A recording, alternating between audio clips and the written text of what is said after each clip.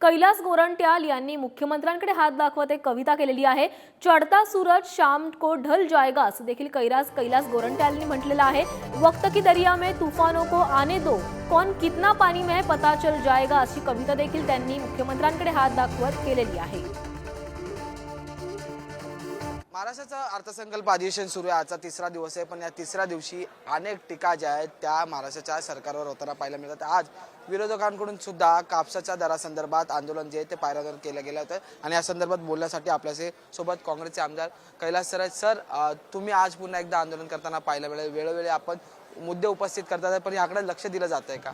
बघा, सर्वात पहिले काल जे बजेट अजितदादांनी घोषणा केली त्या बजेटबद्दल मी एवढंच सांगतो की सर्वसामान्य माणसांना, विशेष करून शेतकऱ्यांसाठी काही योजना त्यांनी केलेली नाही। एक मागचं जे बजेट त्यांनी केलं ते 51% बजेटचं काम पेंडिंग आहे, त्यांनी काही केलेलं नाही।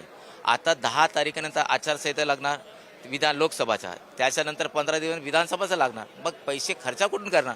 फक्त याचा स्मारक, त्यांच्या महापुरुषांच्या स्मारकबद्दल त्यांनी केलेलं आहे, फक्त लोकांचा मतदान घेण्यासाठी त्यांनी केलेलं आहे। त्यांना लोकसभा काढायचं आहे, विधानसभा काढायचं, त्यासाठी घेतलेले। पण जनता मूर्ख नाही, जनताना कळतंय। तुम्ही शेतकऱ्याबद्दल एक शब्द बोलले नाही काल। तुम्ही स्वतःला शेतकऱ्याचा पुत्र म्हणतात, शेतकरी घराणे म्हणतात, त्यांचं काय वाईट केलं तुम्ही फॅसिलिटीज लोकांना। आता मला वाटतं की दिल्लीमध्ये जसं चाललं ना अदानी अंबानी, तसं यांच्या डोक्यात फक्त जे टॉपचे इंडस्ट्रियल आहेत त्यांना मदत करायचं, बाकी लोकांना नाही करायचं असं त्यांच्या डोक्यात आहे। सध्याच्या राजकारणाच्या परिस्थितीवर तुमच्या शेरोशायरीतून काय मत मांडा? एवढंच सांगतो की काल त्यांनी बजेट दिले पण सर्वसामान्यांना पडवणार नाही।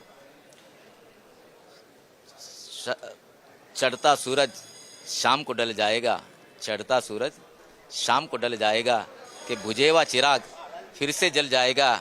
वक्त की दरिया में जरा तूफानों को आने दो, कौन कितना पानी में पता चल जाएगा। एकंदरीत कोण कितना पाणी में थेट मुख्यमंत्र्यांकडे हात दाखवूनच कैलास गोरंट्याल यांनी प्रतिक्रिया दिली। त्यामुळे आता महाराष्ट्राच्या राजकारणात काय होणार हे पाहणं महत्त्वाचं ठरणार आहे। व्हिडिओ जर्नलिस्ट सुरेश सावंत, मी अजय माने, पुढारी न्यूज, मुंबई।